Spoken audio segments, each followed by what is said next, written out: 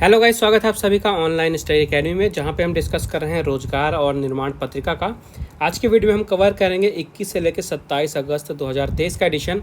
देखेंगे इस हफ्ते क्या कुछ इंपॉर्टेंट रहा है, चर्चा में कौन रहे हैं, और काफ़ी सारे इंपॉर्टेंट एमसीक्यू भी हैं आगे, तो उन्हें भी कवर करेंगे। तो वीडियो काफ़ी ज़्यादा इंपॉर्टेंट होगी, मेक श्योर लास्ट तक जरूर देखिएगा। लेकिन उससे पहले चैनल को सब्सक्राइब नहीं किया है तो मेक श्योर पहले सब्सक्राइब करके बेल नोटिफिकेशन ऑन कर लीजिए।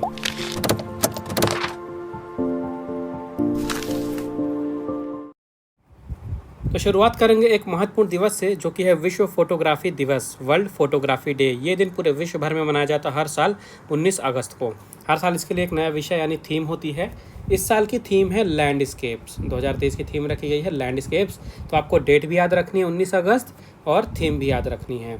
तो 19 अगस्त को मनाया जाता है वर्ल्ड फोटोग्राफी डे। इसकी शुरुआत हुई थी 1837 में। 1837 में क्यों? 1837 में फोटोग्राफिक प्रक्रिया डागुएरियोटाइप, इसकी शुरुआत हुई थी। इसको डेवलप किया गया था, डागुएरियोटाइप को। इसको डेवलप किया गया था फ्रांस के लुई डागुएरे और जोसेफ नाइसफोर निप्से के द्वारा। तो इसी के बाद से शुरुआत की गई थी विश्व फोटोग्राफी दिवस की। इसके बाद 9 जनवरी 1839 को जो फ्रांस की विज्ञान अकादमी है, इन्होंने इस प्रक्रिया की घोषणा की थी और इसका एक पेटेंट भी ले लिया था। तो जो फोटोग्राफी है, ये किसी भी भावनाओं को व्यक्त करने का एक बेहतरीन कला है। कोई भी व्यक्ति है, कोई प्लेस है या कोई चीज़ है, उसकी खूबसूरती को कैद करने की एक बेहतरीन कला है फोटोग्राफी। तो इसी के बारे में लोगों को जागरूक करने के लिए, इस ओर रुझान बढ़ाने के लिए और इसको ज़्यादा से ज़्यादा डेवलप करने के लिए इस दिन की शुरुआत की गई थी। इसके बाद देखते हैं चर्चा में कौन थे। तो सबसे पहले हैं संजय कुमार अग्रवाल। तो CBIC है, यानी केंद्रीय अप्रत्यक्ष कर और सीमा शुल्क बोर्ड, यहाँ के नए चेयरमैन बन गए हैं संजय कुमार अग्रवाल। तो अभी जो विवेक जौहरी थे यहाँ के चेयरमैन, इनका कार्यकाल 31 मई को समाप्त हो गया था। इसके बाद ये रिटायर हो गए थे। तो अब नए चेयरमैन बन गए हैं CBIC के संजय कुमार अग्रवाल। इसके बाद इक्वाडोर की न्यूज़ है। तो यहाँ पे राष्ट्रपति पद के लिए चुनाव होने वाले थे। तो जो इक्वाडोर की राजधानी है, इसका नाम है क्विटो। ये है इक्वाडोर की राजधानी क्विटो। तो यहाँ पे एक राजनीतिक रैली के दौरान राष्ट्रपति पद के उम्मीदवार थे फर्नांडो विलाविंसेशियो। इनकी गोली मारकर हत्या कर दी गई थी, जिसके बाद से इक्वाडोर में आपातकाल लगा दिया गया है। तो ये चर्चा में रहा है क्योंकि यहाँ पे राष्ट्रपति चुनाव होने वाले थे। तो यहाँ पे कैपिटल याद रखिएगा क्विटो। जो उम्मीदवार थे, इनका नाम याद रखिएगा। इसके अलावा करेंसी क्या है इक्वाडोर की? तो करेंसी है US डॉलर। और यहाँ पे अभी प्रेजेंट में प्रेसिडेंट कौन है, राष्ट्रपति कौन है? तो ये है गुलेर्मो लेस्सो। ठीक है, गुलेर्मो लेस्सो यहाँ के प्रेजेंट में राष्ट्रपति हैं। ये भी आपको याद रखना है। फिर है शशिधर जगदीशन। तो HDFC बैंक के ये CEO हैं, और इनका नाम चर्चा में इसलिए रहा क्योंकि वित्तीय वर्ष 2022-23 के दौरान किसी भी बैंक में CEO की बात करें तो सबसे ज़्यादा वेतन पाने वाले ये बन गए हैं। इन्होंने वित्तीय वर्ष 2022-23 के दौरान लगभग 10.55 करोड़ रुपए से भी अधिक कमाई की है। तो HDFC बैंक के CEO हैं शशिधर जगदीशन, जो कि सबसे ज़्यादा वेतन पाने वाले वित्तीय वर्ष 2022-23 में CEO बन गए हैं। तो इनका नाम आपको याद रखना है। अब HDFC बैंक चर्चा में आया है, तो इससे डेटा भी आपको याद रखना पड़ेगा।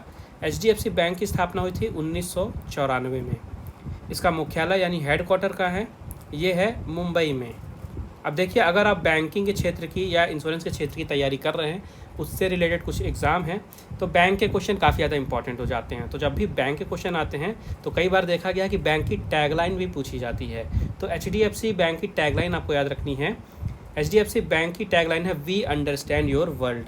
ठीक है, वी अंडरस्टैंड योर वर्ल्ड। ठीक है, तो टैगलाइन भी आपको याद रखनी है। CEO हैं शशिधर जगदीशन, और चेयरमैन कौन है HDFC बैंक के? चेयरमैन है अतनु चक्रवर्ती। ठीक है, चेयरमैन है अतनु चक्रवर्ती। इसके बाद रूस से न्यूज़ है। रूस में एक फेस्टिवल मनाया गया है, जो कि stand up paddle boarding fest है। तो रूस का सेंट पीटर्सबर्ग है। यहाँ पे एक नदी है जिसका नाम है फांटका नदी। तो रूस के सेंट पीटर्सबर्ग में जो नदी है फांटका नदी, तो वहाँ पे फेस्टिवल मनाया गया है, एक stand up paddle boarding festival, जहाँ पे अलग अलग तरह के काल्पनिक चरित्रों की वेशभूषा पहन के लोग पैडल बोर्ड पे सर्फिंग करते हैं। तो इस फेस्टिवल को आपको याद रखना है कि कहाँ मनाया जाता है। तो ये मनाया जाता है रूस में। रूस में भी कहाँ? सेंट पीटर्सबर्ग में। और किस नदी पे? फांटका नदी में। इसके बाद है नवीन कुमार। इन्होंने एक अलग तरह का विश्व रिकॉर्ड बनाया है।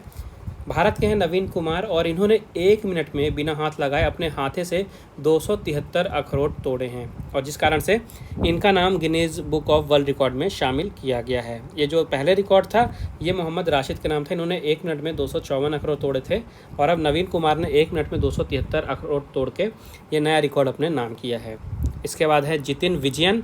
इन्होंने भी Guinness book of world record में अपना नाम हासिल किया है। इन्होंने सबसे लंबे समय तक फ्री फॉल करके इस रिकॉर्ड को अपने नाम किया है। केरल के हैं ये जितिन विजयन। तो इन्होंने 12.9 किलोमीटर यानी लगभग 42,431 फीट की ऊंचाई से छलांग लगाई और लगभग 2.47 मिनट तक ये फ्री फॉल करते रहे, जो कि फ्री फॉल का सबसे ज़्यादा ड्यूरेशन है अब तक का। तो ये एक तरह का विश्व रिकॉर्ड है जिनके कारण इनका नाम गिनीज वर्ल्ड रिकॉर्ड में शामिल किया गया है। तो दोनों रिकॉर्ड वालों के नाम आपको याद रखने हैं, एक है नवीन कुमार और एक है जितिन विजयन। फिर है मोथरा। मोथरा क्या है? मोथरा एक नया तारा है जो कि खोजा गया है। तो स्पेनिश नेशनल रिसर्च काउंसिल के एस्ट्रोफिजिस्ट हैं जोस डिएगो। ये वो व्यक्ति हैं जिन्होंने इस तारे की खोज की है। तो अंतरिक्ष में इन्होंने एक बेहद दुर्लभ नया विशालकाय तारा खोजा है और इस तारे का नाम दिया गया है मोथरा। तो यहाँ पे जो एस्ट्रोफिजिस्ट हैं जिनका नाम आपको याद रखना है जोस डिएगो, जिन्होंने इसकी खोज की है, और तारे का नाम याद रखना है मोथरा। इसके बाद है कवि थिरुवल्लुवर। तो हाल ही में जो महान कवि हैं थिरुवल्लुवर, इनकी 25 फीट ऊंची तमिल अक्षरों से बनी एक प्रतिमा जो है वो कोयम्बटूर में स्थापित की गई है। तो जो मूर्ति है ये कुरुचिकुलम झील के किनारे लगाई गई है। 25 फीट की ये मूर्ति है और किसकी है? महान कवि थिरुवल्लुवर की। इसके बाद है केंद्रीय युवा कार्यक्रम एवं खेल और सूचना एवं प्रसारण मंत्री जो कि हैं श्री अनुराग सिंह ठाकुर जी। तो इन्होंने संयुक्त राष्ट्र और यूनिसेफ के युवा कार्यक्रम जो कि है इम्पैक्ट विथ यूथ कॉन्क्लेव, इसको संबोधित किया है। तो आपको याद क्या रखना है, जो इम्पैक्ट विथ यूथ कॉन्क्लेव था ये हुआ कहाँ था, किस प्लेस पे हुआ था, किस सिटी में हुआ था? तो ये हुआ था चेन्नई में। अब इसे संबोधित किया था अनुराग सिंह ठाकुर जी ने, और अनुराग सिंह ठाकुर हैं हमारे केंद्रीय युवा कार्यक्रम एवं खेल और इसके साथ ही साथ सूचना एवं प्रसारण मंत्री। इसके बाद केंद्रीय गृह एवं सहकारिता मंत्री श्री अमित शाह जी ने गुजरात के कच्छ में बीएसएफ के मूरिंग प्लेस का भूमि पूजन किया है और वहाँ पे विभिन्न परियोजनाओं का लोकार्पण भी किया है। तो इस भूमि पूजन और शिलान्यास के दौरान लगभग 250 करोड़ रुपए की लागत से प्रशासनिक complex, officers mess, canteen, parade ground, training centre, जलयान की मरम्मत और आपूर्ति के लिए वर्कशॉप सहित एक अत्याधुनिक यूनिट बनाई गई है। तो किसने ये लोकार्पण किया है और भूमि पूजन किया है? तो ये हैं अमित शाह जी जो कि हैं केंद्रीय गृह एवं सहकारिता मंत्री। फिर यहाँ पे ब्रिटेन के मंत्री हैं श्री टॉम डुगेंडहट। इन्होंने कोलकाता में आयोजित G20 भ्रष्टाचार विरोधी मंत्री स्तरीय बैठक के दौरान भारत के अपने समकक्ष डॉक्टर जितेंद्र सिंह जी से मुलाकात की और वहाँ पे एक द्विपक्षीय बैठक हुई भारत और ब्रिटेन के बीच में, जहाँ पे डिस्कस किया गया कि जो दोनों देश हैं किस तरह से अधिक पारदर्शी और भ्रष्टाचार मुक्त समाज बनाने के लिए प्रयास कर सकते हैं। अपने कोऑपरेशन से, एक दूसरे का सहयोग करके दोनों ही देश को भ्रष्टाचार मुक्त बना सकते हैं। अब यहाँ पे याद रखिएगा जो G20 है, ग्रुप ऑफ 20, इसकी जो अध्यक्षता है ये किसके पास है इस साल? इस साल है इंडिया के पास, अपने भारत के पास इस साल इसकी अध्यक्षता है। तो जितने भी मीटिंग हो रही हैं G20 की सब भारत में ही होंगी। तो ये थी G20 भ्रष्टाचार विरोधी मंत्री स्तरीय बैठक और ये कहाँ हुई थी? ये हुई थी कोलकाता में। अब देखिए भारत के पास अध्यक्षता है इस साल G20 की, तो भारत ने इसके लिए एक थीम भी दी है। तो थीम आपको याद रखना, G20 के लिए इस साल थीम दी गई है भारत के द्वारा वासुदैव कुटुम्बकम। ठीक है, याद रखिएगा वासुदैव कुटुम्बकम इस साल की थीम है। अब जो G20 है इसमें जो G20 का मतलब होता है वो ये ग्रुप ऑफ 20 है, यानी कि इसमें 19 देश हैं और यूरोपियन यूनियन है।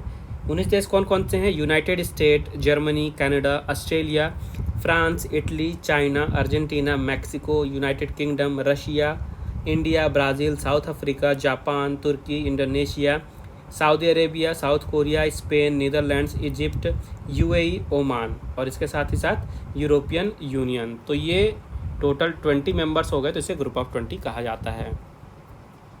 आगे हैं राष्ट्रपति द्रौपदी मुर्मू जी ने अभी हाल ही में 77वें स्वाधीनता दिवस की पूर्व संध्या पे यहाँ पे सशस्त्र बल और केंद्रीय सशस्त्र पुलिस बलों के लिए जो वहाँ पे कर्मी हैं उनके लिए 76 वीरता पुरस्कारों की स्वीकृति दी है, जिसमें से 4 कीर्ति चक्र हैं, 5 मरणोपरांत सहित 11 शौर्य चक्र हैं, 2 टू सेना मेडल हैं, 52 सेना पदक हैं और 3 नौसेना पदक हैं और 4 वायुसेना पदक हैं। तो टोटल 76 वीरता पुरस्कारों की स्वीकृति दी गई है भारत की राष्ट्रपति श्रीमती द्रौपदी मुर्मू जी के द्वारा। इसके बाद है स्टैंडर्ड्स एंड पुअर्स, यानी शॉर्ट में जिसे आप S&P के नाम से जानते हैं।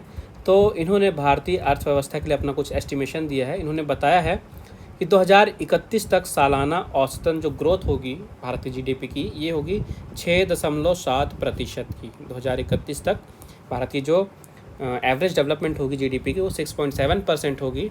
और ये भी बताया गया है कि जो चालू वित्त वर्ष है यहाँ पे भारत की जो GDP ग्रोथ है ये 6% रहेगी। और G20 के जितने भी देश हैं इनमें भारत की GDP ग्रोथ सबसे तेज रहेगी। इसके बाद नागर विमानन महानिदेशालय यानी कि DGCA, इन्होंने विमानन क्षेत्र में महिलाओं और पुरुषों के बीच समानता सुनिश्चित करने के तरीके सुझाने के लिए एक 4 सदस्यीय समिति गठित की है। अब देखिए, इस तरह की कोई भी समिति बनती है तो आप प्रीवियस ईयर के क्वेश्चन भी उठा के देखेंगे, आपको पता लग जाएगा कि जो भी समिति बनती है तो उससे क्वेश्चन पूछे जाते हैं कि इस चीज़ के लिए कौन सी समिति बनाई गई थी, या ये जो समिति बनाई गई थी इसमें कितने मेंबर थे या कौन हेड था। तो ये जो समिति है इसमें संचालन निदेशक बनेंगी सुरविता सक्सेना, प्रशिक्षण निदेशक होंगे RP कश्यप, प्रशासन उपनिदेशक होंगे पवन मालवीय और विमान इंजीनियरिंग निदेशालय के मुख्य उपनिदेशक होंगी कविता सिंह। तो ये 4 मेंबर होंगे, इनके चारों के आपके नाम याद रखने हैं। आगे देखते हैं कुछ स्पोर्ट्स से रिलेटेड क्वेश्चन। सबसे पहले है Asian champions trophy, Asian hockey champions trophy या यूँ कहें तो हॉकी का ये टूर्नामेंट था। एशियन टीमें जहाँ पे हिस्सा लेती हैं, तो इस साल का टूर्नामेंट जीत लिया है भारतीय टीम ने। भारतीय टीम ने फाइनल में हराया किसे है, मलेशिया को हराया भारत ने। तो भारत ने मलेशिया को फाइनल में 4-3 के स्कोर से हरा के इस साल का एशियन हॉकी चैम्पियंस ट्रॉफी जीत लिया है। भारत के जो कप्तान थे हरमनप्रीत सिंह थे और इन्होंने इस टूर्नामेंट में सबसे ज़्यादा गोल किए। इन्होंने टोटल 8 गोल किए इस टूर्नामेंट में। सबसे ज़्यादा एशियन हॉकी चैम्पियंस ट्रॉफी जीतने का रिकॉर्ड जो है ये भारत के पास ही है। भारत ने सबसे ज़्यादा 4 बार इस टूर्नामेंट को जीता है। इस साल के पहले 2011, 2016 और 2018 में भी भारत चैंपियन बना था और अब 2023 में चौथी बार बना है यहाँ का चैंपियन।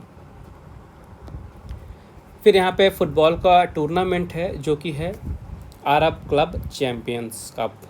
तो ये एक सऊदी अरब का कंट्री लेवल का डोमेस्टिक फुटबॉल टूर्नामेंट था। तो यहाँ पे सऊदी अरब का फुटबॉल क्लब है अल नासर।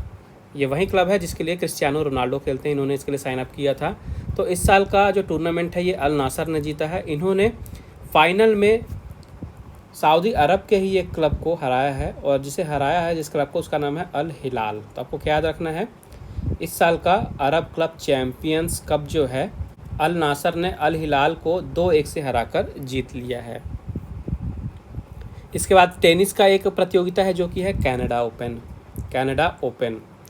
तो युवा खिलाड़ी हैं टेनिस के इटली के जिनका नाम है जेनिक सिनर। पुरुष एकल वर्ग की बात हो रही है।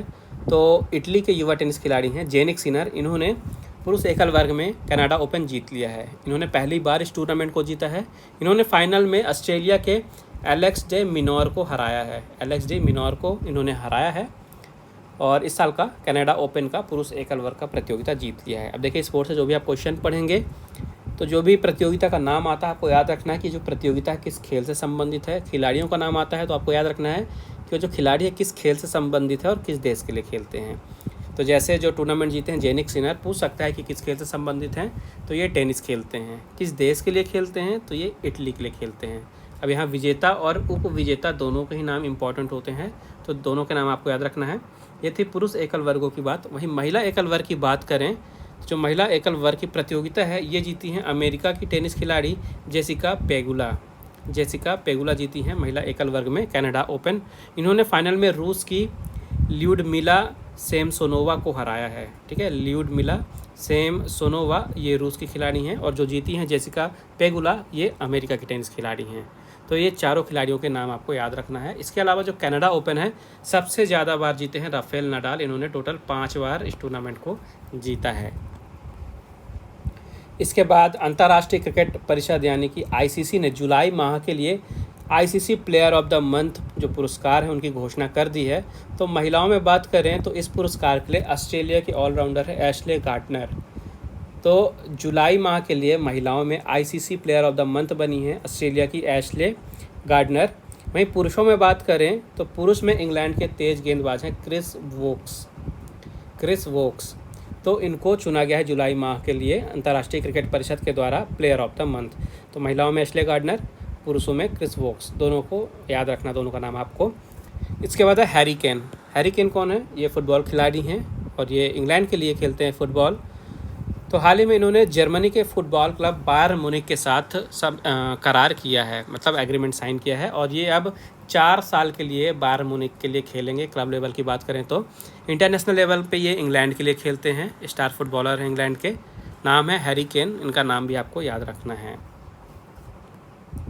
इसके बाद पाकिस्तान क्रिकेट टीम से न्यूज़ है। तो पाकिस्तान का जो क्रिकेट बोर्ड है, इन्होंने वहाँ के पूर्व क्रिकेटर इंजमाम उल हक को पाकिस्तान की जो राष्ट्रीय टीम है इसका नया मुख्य चयनकर्ता नियुक्त कर दिया है। तो जो इंजमाम उल हक हैं ये पाकिस्तान की क्रिकेट की राष्ट्रीय टीम के नए मुख्य चयनकर्ता बन गए हैं। इसके पहले यहाँ पे मुख्य चयनकर्ता थे हारून रशीद, अब इनकी जगह नए चयनकर्ता बन गए हैं इंजमाम उल हक। इसके बाद है वर्ल्ड यूनिवर्सिटी गेम्स। ये कहाँ आयोजित हुए थे? सबसे पहले याद रखिएगा, तो ये आयोजित हुए थे चीन में। अब यहाँ पे भारतीय टीम ने शानदार प्रदर्शन किया है और 11 स्वर्ण, 5 रजत और 10 कांस्य पदक सहित भारत ने इस प्रतियोगिता में 26 मेडल जीते हैं भारत ने। और मेडल टैली में यानी पदक तालिका में भारत जो है ये 7वें स्थान पे रहा है। अब भारत 7वें में रहा है तो पहले में कौन था? तो पदक तालिका में सबसे ऊपर चीन था। चीन ने 103 स्वर्ण सहित टोटल 178 पदक जीते हैं, जिसके कारण पहले नंबर पर रहा है और भारत था 7वें नंबर पे 26 पदक के साथ। भारत ने इसमें 11 स्वर्ण जीते हैं, ये भी याद रखिएगा। और ये टूर्नामेंट हुआ कहाँ था? चाइना में हुआ था, ये याद रखना है। इसके बाद मूव करते हैं एमसीक्यू सेक्शन की तरफ, जहाँ पे सबसे पहले है खेल के कुछ क्वेश्चन, इन्हें देखते हैं। पहला क्वेश्चन है, इस वर्ष किस देश ने पुरुष वर्ग में FIH प्रो लीग का खिताब जीता है? तो इस वर्ष जीती है नीदरलैंड की टीम। फिर है, विराट कोहली ने T20 अंतर्राष्ट्रीय क्रिकेट में किस देश के खिलाफ शतक बनाया है? विराट कोहली ने शतक बनाया है अफगानिस्तान के खिलाफ। फिर है, वर्ष 1988 में किस शहर में ओलंपिक खेलों का आयोजन हुआ था? तो इनका आयोजन हुआ था सियोल में। कब? 1998 में। नेक्स्ट है, इनमें से किस खिलाड़ी ने सबसे ज़्यादा बार ऑस्ट्रेलियन ओपन का खिताब जीता है? तो सबसे ज़्यादा बार ऑस्ट्रेलियन ओपन जीते हैं नोवाक जोकोविच। और ये जो ऑस्ट्रेलियन ओपन है ये टेनिस की प्रतियोगिता की बात हो रही है। फिर भारत ने कितनी बार सैफ फुटबॉल चैंपियनशिप जीती है? तो भारत ने टोटल 9 बार सैफ फुटबॉल चैंपियनशिप जीती है। नेक्स्ट है, इनमें से किस निशानेबाज ने ओलंपिक खेलों में पदक नहीं जीता है? ध्यान से सुनिएगा। तो जीतू राय ने अभी तक ओलंपिक खेलों में पदक नहीं जीता है। फिर है, कैप्टन रूप सिंह क्रिकेट स्टेडियम, ये भारत के किस शहर में है ये बताना है। कैप्टन रूप सिंह क्रिकेट स्टेडियम है ग्वालियर में। नेक्स्ट है, इंग्लैंड के गेंदबाज स्टुअर्ट ब्रॉड ने टेस्ट क्रिकेट में कितने विकेट लिए हैं? तो इन्होंने टेस्ट क्रिकेट में टोटल 604 विकेट लिए हैं और ये चर्चा में है अभी, क्योंकि हाल ही में इन्होंने एशेज सीरीज़ के बाद क्रिकेट से संन्यास ले लिया, अंतर्राष्ट्रीय क्रिकेट से। फिर है, इस वर्ष किस महिला खिलाड़ी ने स्टटगार्ट ओपन टेनिस टूर्नामेंट जीता है? तो इस वर्ष जीती हैं ईगा स्वितेक। फिर है, टेनिस में पुरुष युगल वर्ग में 4 ग्रैंड स्लैम टाइटल जीतने वाले पहले भारतीय खिलाड़ी कौन हैं?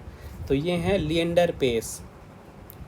फिर है, किस देश के नाम सबसे ज़्यादा बार फीफा वुमेन वर्ल्ड कप जीतने का रिकॉर्ड दर्ज है? तो ये रिकॉर्ड है अमेरिका की टीम के नाम। फिर है, रवि कुमार दहिया ने टोक्यो ओलंपिक खेलों में कौन सा पदक जीता था? तो इन्होंने टोक्यो ओलंपिक में रजत पदक जीता था। फिर है, कगिसो रबाडा, ये किस देश के लिए क्रिकेट खेलते हैं? तो ये क्रिकेट खेलते हैं दक्षिण अफ्रीका के लिए। फिर अंतर्राष्ट्रीय फुटबॉल में किस फुटबॉलर के नाम सबसे ज़्यादा मैच खेलने का रिकॉर्ड दर्ज है? तो ये रिकॉर्ड है क्रिस्टियानो रोनाल्डो के नाम। फिर है, इस वर्ष स्पेन मास्टर्स बैडमिंटन टूर्नामेंट में पुरुष एकल वर्ग में चैंपियन कौन बने हैं? तो पुरुष एकल वर्ग में चैंपियन बने हैं केंटा निशिमोटो।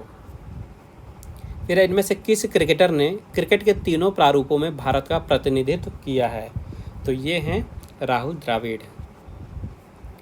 फिर है, मुरली श्रीशंकर एथलेटिक्स की किस स्पर्धा में भारत का प्रतिनिधित्व करते हैं? इसका राइट आंसर होगा लंबी कूद। फिर एशियाई खेल 2018 में किस देश ने फुटबॉल में पुरुष वर्ग का स्वर्ण पदक जीता था? तो इसका राइट आंसर होगा दक्षिण कोरिया। फिर है इनमें से किस देश ने अब तक रग्बी वर्ल्ड कप नहीं जीता है? ध्यान से पढ़िएगा, इसने अब तक रग्बी वर्ल्ड कप नहीं जीता ये पूछ रहा है, तो अब तक फ्रांस ने रग्बी वर्ल्ड कप नहीं जीता है। फिर है इनमें से कौन भारत की पहली महिला शतरंज ग्रैंड मास्टर हैं? तो इसका राइट आंसर हो जाएगा एस विजयलक्ष्मी। अब भारत की पहली महिला शतरंज ग्रैंड मास्टर है, इसलिए क्वेश्चन कहीं ना कहीं इंपॉर्टेंट हो जाता है, याद जरूर रखिएगा इनका नाम। फिर इनमें से किस क्लब ने प्रीमियर लीग समर सीरीज का पहला सत्र जीता है? तो इसका राइट आंसर है चेल्सी। नेक्स्ट है इनमें से कौन सा देश इस बार ICC one day cricket world cup में नहीं खेलेगा? तो 4 ऑप्शन दिए हैं, अभी क्वालिफिकेशन राउंड हुआ था, तो इसमें से एक टीम ऐसी है जो क्वालिफाई नहीं कर पाई है इस बार के विश्व कप के लिए। जो इस बार का विश्व कप है, याद रखिएगा कहाँ होगा? इंडिया में।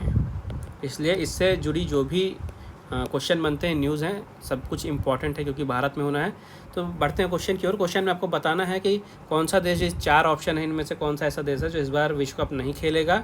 तो ये है वेस्ट इंडीज़, ये क्वालिफाई नहीं कर पाया है। फिर इस वर्ष चार्ल्सटन ओपन में महिला एकल वर्ग की चैंपियन कौन बनी है? तो इस वर्ष चैंपियन बनी है ओन्स जावेउर। नेक्स्ट क्वेश्चन है टैनिस के महान खिलाड़ियों में शामिल राफेल नडाल किस देश के नागरिक हैं? तो राफेल नडाल जो है ये स्पेन के नागरिक हैं, ये स्पेन के लिए टेनिस खेलते हैं। फिर किस फुटबॉलर को वर्ष 2023 में लॉरियस स्पोर्ट्स अवार्ड में सर्वश्रेष्ठ खिलाड़ी चुना गया है? तो इसका राइट आंसर है लियोनेल मेसी। आगे यहाँ पे सामान्य अध्ययन के कुछ क्वेश्चन हैं, इन्हें देखते हैं। यहाँ पहला क्वेश्चन है विधेयक को कानून में अधिनियमित करने में किसकी सहमति आवश्यक होती है? तो यहाँ पे राष्ट्रपति की सहमति आवश्यक होती है। फिर आपको बताना है निम्नलिखित में से किसने इंग्लिश ईस्ट इंडिया कंपनी का संस्थापक चार्टर जारी किया था? तो ये चार्टर जारी किया था एलिजाबेथ फर्स्ट ने। फिर है विजयनगर साम्राज्य की स्थापना के समय दिल्ली का सुल्तान कौन था? तो समय सुल्तान था मोहम्मद बिन तुगलक। फिर है प्राचीन तथा प्रारंभिक मध्ययुगीन भारत में एक संघ प्रमुख को क्या कहा जाता था? तो इसे जेतक कहा जाता था। फिर है भारत ने 1971 में डैश के साथ 20 वर्षीय शांति तथा मित्रता संधि पर हस्ताक्षर किए थे? तो यहाँ पे आएगा सोवियत संघ। भारत ने 1971 में सोवियत संघ के साथ 20 वर्षीय शांति तथा मित्रता संधि पर हस्ताक्षर किए थे। नेक्स्ट है भारत में हरित क्रांति के लाभ केवल डैश तक सीमित थे? तो यहाँ पे आएगा गेहूं और चावल, यानी कि भारत में हरित क्रांति के जो लाभ थे ये सिर्फ गेहूं और चावल तक ही सीमित थे। नेक्स्ट है डैश संयुक्त राष्ट्र की एक इकाई है जो सभी सदस्य राष्ट्रों से निर्मित है? तो यहाँ पे जो संयुक्त राष्ट्र महासभा होती है, संयुक्त राष्ट्र महासभा संयुक्त राष्ट्र की एक ऐसी इकाई है जो कि सभी सदस्य राष्ट्रों से निर्मित होती है। नेक्स्ट आपको बताना है भारत में नई आर्थिक नीति की शुरुआत कब हुई थी? तो इसकी शुरुआत हुई थी 1991 में, 1991। नेक्स्ट है भारतीय संविधान का कौन सा अनुच्छेद एक स्वतंत्र चुनाव आयोग प्रदान करता है? तो यह है अनुच्छेद 324। फिर है निम्नलिखित में से किस राजवंश का शासनकाल सबसे लंबा था? तो जो पाल राजवंश का शासनकाल था ये सबसे लंबा था। नेक्स्ट आपको बताना है कि निम्न में से कौन सा वायसरॉय इल्बर्ट बिल विवाद से जुड़ा हुआ था? तो ये थे लॉर्ड रिपन। नेक्स्ट है इंडो यूनानी इतिहास का महत्वपूर्ण प्राथमिक स्रोत कौन सा है? तो ये हैं सिक्के। फिर है विश्व स्तर पर हरित क्रांति का जनक किसे माना जाता है? तो हरित क्रांति के जनक माने जाते हैं नॉर्मन बोरलॉग। फिर अब भारत में महिला प्रवासन की उच्चतम प्रतिशतता के लिए निम्नलिखित में से कौन सा कारण उत्तरदायी है? तो ये जो 4 ऑप्शन है इसमें से विवाह इसका राइट आंसर होगा। फिर निम्नलिखित में से किसकी खेती के लिए अफगानिस्तान का हेलमंद प्रांत जो है ये प्रसिद्ध है? तो अफगानिस्तान का हेलमंद प्रांत प्रसिद्ध है अफीम की खेती के लिए।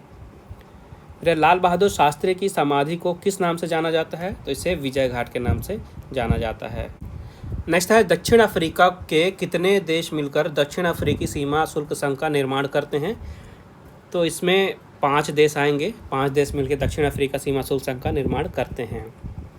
फिर निम्नलिखित में से असम की बराक घाटी किसके लिए प्रसिद्ध है? तो असम की बराक घाटी फेमस है चाय की खेती के लिए। फिर 1564 में अकबर ने निम्न में से किस भेदभावपूर्ण कर को समाप्त किया था? तो ये था जजिया कर।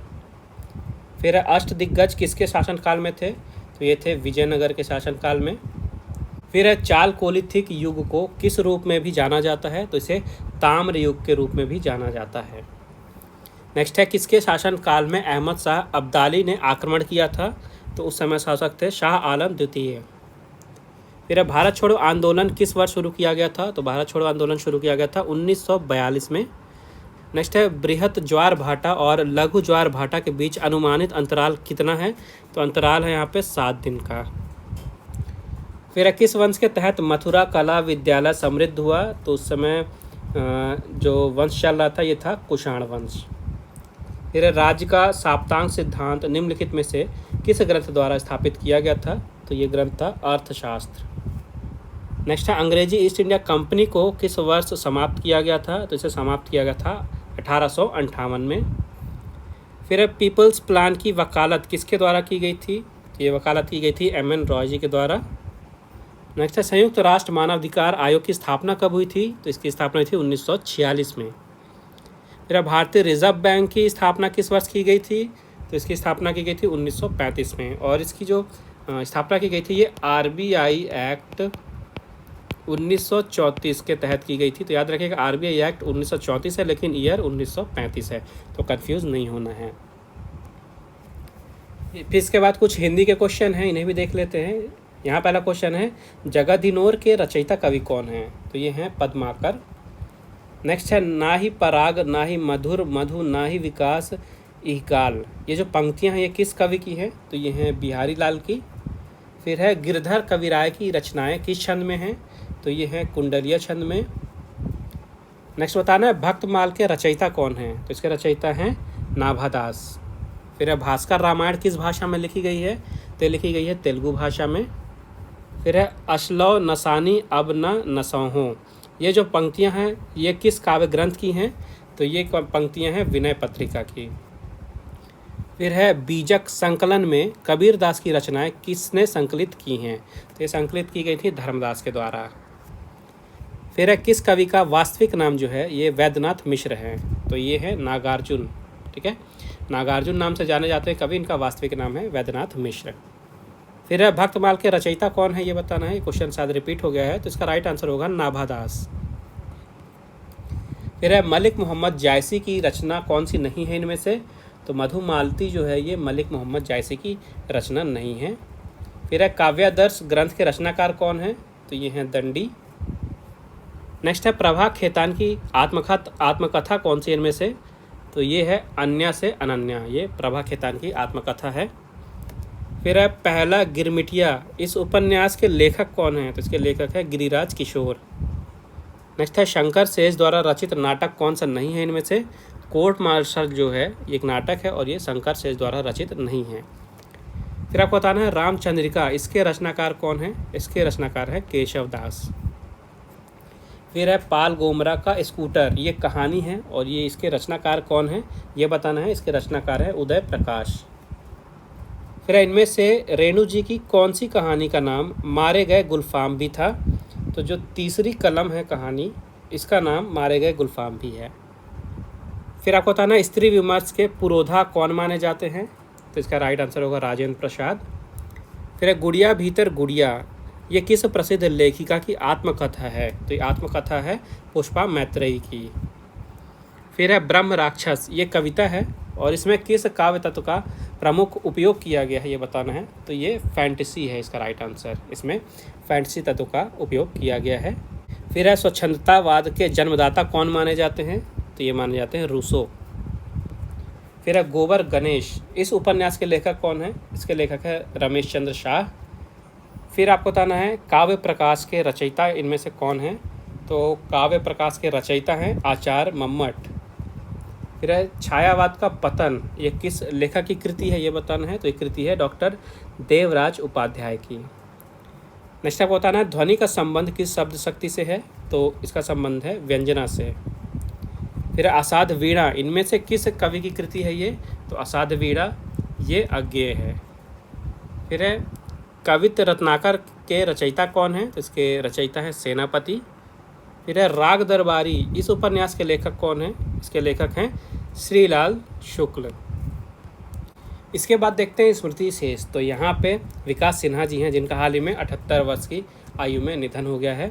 तो साहा नाभिकीय भौतिक संस्थान एवं परिवर्तित ऊर्जा साइक्लोट्रॉन केंद्र के ये पूर्व निदेशक रह चुके हैं वैज्ञानिक विकास सिन्हा जी। हाल ही में 78 वर्ष की आयु में इनका निधन हो गया है। इन्हें 2001 में पद्मश्री से सम्मानित किया गया था और 2010 में इन्हें पद्म भूषण से सम्मानित किया गया था। तो इनका नाम, किस क्षेत्र से संबंधित थे और जो पुरस्कार हैं किस वर्ष दिए गए थे, ये चीज़ें आपको याद रखना है। इसके बाद एक काफ़ी फेमस शो था गेम ऑफ थ्रोन्स। इसमें अभिनेता थे Darren Kent. Game of thrones के अभिनेता थे डैरेन केंट। हाल ही में 36 वर्ष की आयु में इनका भी निधन हो गया है। तो आज के अंक में बस इतना ही। आई होप आपको वीडियो पसंद आई होगी। वीडियो पसंद आई तो प्लीज़ वीडियो को लाइक ज़रूर करिएगा, ज़्यादा से ज़्यादा शेयर कीजिए अपने दोस्तों के साथ। और अगर आपने अभी तक चैनल को सब्सक्राइब नहीं किया है तो सब्सक्राइब करके बेल नोटिफिकेशन ऑन कर लीजिए, ताकि जैसा ही अगला प्रकाशित हो उसकी वीडियो आए तो आपको नोटिफिकेशन मिल जाए। इसकी जो PDF है आपको टेलीग्राम चैनल पे मिलेगी, और जो टेलीग्राम चैनल है इसकी लिंक आपको इस वीडियो के डिस्क्रिप्शन में मिल जाएगी। तो वहाँ से आप ज्वाइन कर सकते हैं टेलीग्राम चैनल को, वहाँ पे आपको PDF मिल जाएगी। इसके साथ ही साथ दूसरे न्यूज़पेपर मैगजीन हैं उनकी PDF मिल जाएगी। Daily current affair, vocab, GK, job alert, सब कुछ एक ही पेज में अवेलेबल है आपके तैयारियों के लिए। तो वहाँ पे ज़रूर ज्वाइन करिएगा।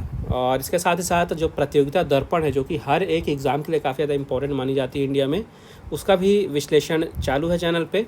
जो सितंबर माह की प्रतियोगिता दर्पण है, इसके 2 पार्ट आ चुके हैं, उन्हें भी ज़रूर चेकआउट करिएगा, प्लेलिस्ट में मिल जाएगी। बाकी मिलेंगे अगले अंक के प्रकाशन के बाद नेक्स्ट वीडियो में। तब तक के लिए take care and thank you guys.